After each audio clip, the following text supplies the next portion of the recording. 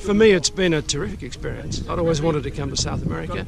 I'd always wanted to come to Patagonia, and for some reason, coming to the southernmost part of the world needed to be done. For me, it's been a good team. I've enjoyed getting back onto dirt roads after a little while away. A bit slow to start with, but getting better as we go. So no, I think organisation has been good, and I'm very pleased I came. Which was the most challenging day for you? Day 2, where we got that really deep gravel through the national park, and I found that just about everything else was okay, but that deep gravel I just had trouble trying to control. And which one would you remember as the most rewarding day? Oh, look, I think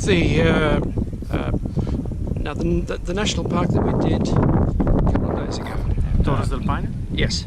Yeah, I thought that was just spectacularly good. Finished off with a good hotel and a good meal. And she fights for